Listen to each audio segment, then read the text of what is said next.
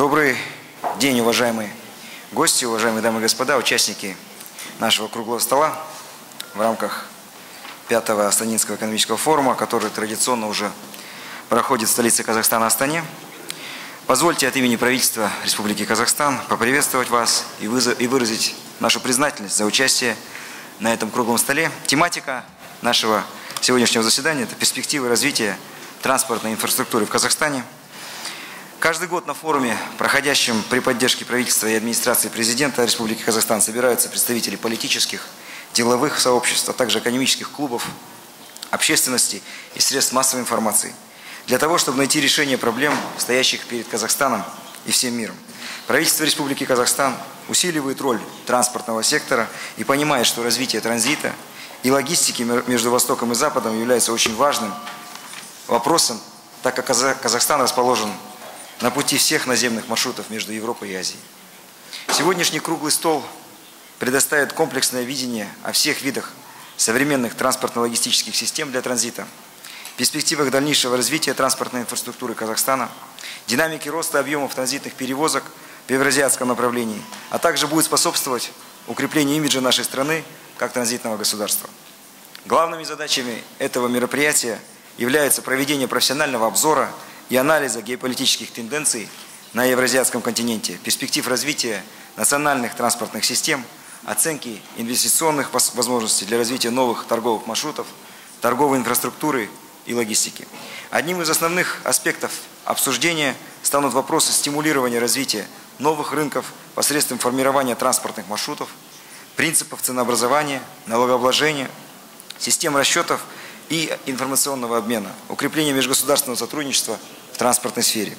Участниками нашего круглого стола будут предложены и обсуждены дальнейшее развитие инфраструктуры в транспортных отраслях, а это в автодорожной, железнодорожной, гражданской авиации, на водном транспорте и повышение уровня интеграции транспортно-коммуникационного комплекса нашей страны в международные транспортные сети.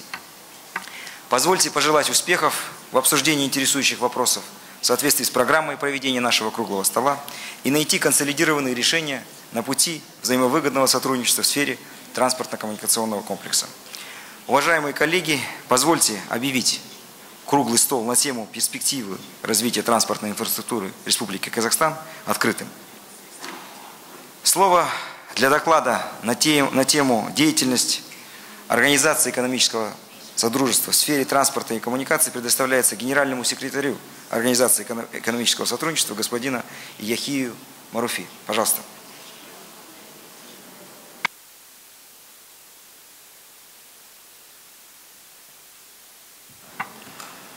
Thank you, Excellency, for giving me the floor.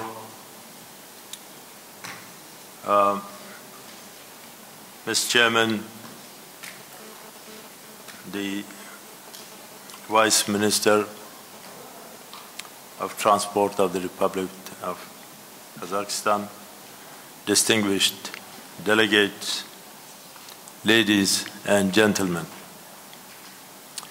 At the outset, I wish to extend our profound gratitude to His Excellency Nursultan Nazarbayev, the Honorable President of the Republic of Kazakhstan, for initiating the Astana Forum of Global Significance with the objective to integrate diverse views, initiatives, and thoughts on the perspectives of global development.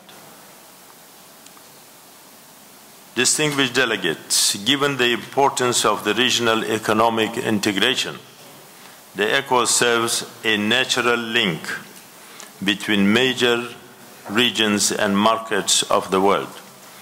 It represents a significant share of the world's vast natural and human potentials. Owing to its unique geographic location and economic endowments, ECO region has essentially benefited from the utilization of its own inner potentials to interlink itself with the other prominent regions. Even during the past few years, when the world's most regions have been experiencing the worst of economic and financial conditions, implementation of the following intra-regional integration measures in eco-region has produced encouraging results. Eco Trade and Development Bank has expanded its operations through a vigorous cross-sector and small and medium enterprises projects and trade financing programs. Eco Trade Agreement has entered into force. Currency swap arrangements were put in place. Regional road and railway connectivity have been enhanced. Now, if you allow me, Mr. Chairman, I will expand on each of these items that have just been enumerated. The vision of the Honorable President of Kazakhstan for a fair and more democratic world currency has been meticulously followed in our region. We exerted considerable efforts in testing how instrumental our regional currencies would be for trade transactions. We are prepared to share such experience with other regions that might be interested in having their currencies used for trade exchange. In fact, we are happy to observe evidences of economic stabilization in key areas within the member economies. Yet there is need for reforms across the region in areas such as use of regional currency with the objectives to alleviate dependency on single currencies. To strengthen the impact of prospective reform process, our region is now looking for projects of mega scale with multiple objectives to stimulate demand, create jobs, and generate momentum for growth and prosperity. Yet there are specific areas where inter-regional integration as well as greater economic unity from within the region needs urgent attention.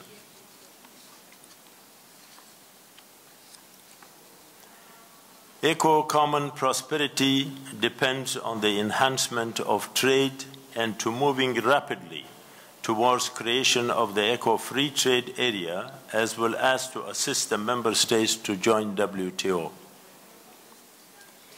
Mr. Chairman, an efficient region economic cooperation facilitates better linkages and infrastructures in trade, transport, finance, and communications. ECO has gained considerable success in winning over the support and commitment of its membership as well as the private sector for its targets. In trade, ECO has made remarkable progress by launching various initiatives, including the ECO Trade Agreement, which came into effect in April 2008.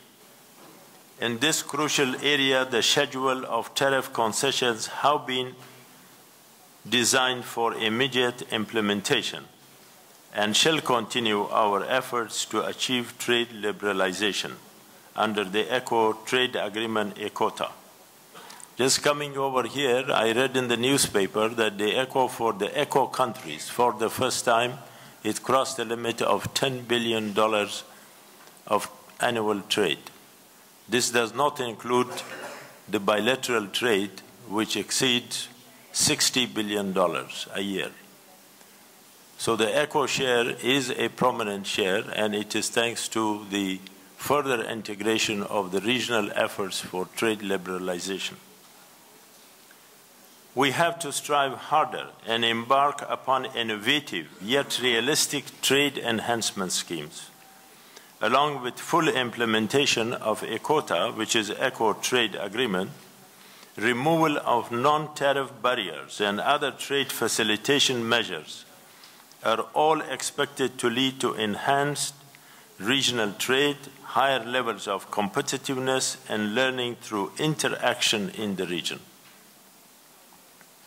As mentioned earlier, the ECO Trade and Development Bank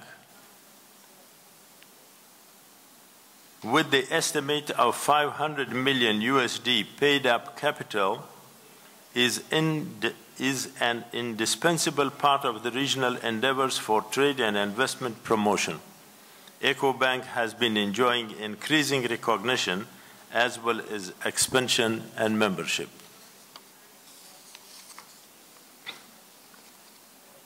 The leading role of the private sector has always been emphasized in the ECO region. Our region has been able to set up a strong private sector base, quality production, and certain degree of liberalization. As a case in point, our regional member economies availing of their strong private sector, abundant resources, and prudent economic policies have recovered from the global crisis in a relatively record span of time. Having achieved perceptible progress in this area, we encourage ECO members, for that matter, any interested non-regional countries partners, to join hands on developing mega projects in diverse economic areas such as energy, transport, communications, trade, agro-industries, tourism.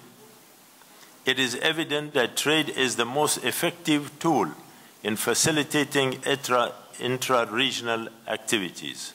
Combined with regular trade exchanges among neighboring regions, this sector is capable of uplifting all interested parties towards greater competitiveness and edge in global markets, including compliance with the WTO procedures.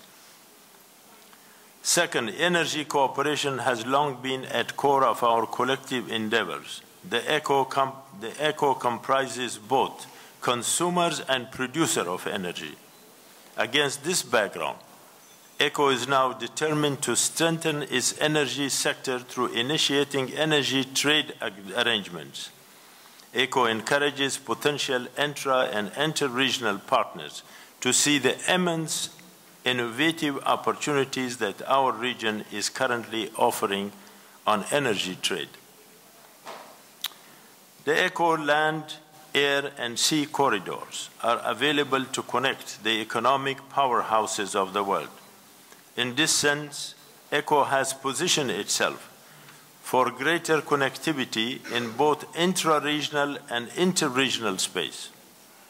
While we focus on building roads, railways, maritime, and air links, one of priority target is to provide access to our landlocked member states. We are working on adopting integrated cross-border management mechanisms, which could link various transport modes through a wider geographical coverage. The ECO region bears a special commitment to Afghanistan. The Afghan railway is an important segment along the main transit routes of the ECO region. To enable Afghanistan effective exchange of goods and commodities with neighboring regions, the ECO assists the transition countries in connecting it to the common system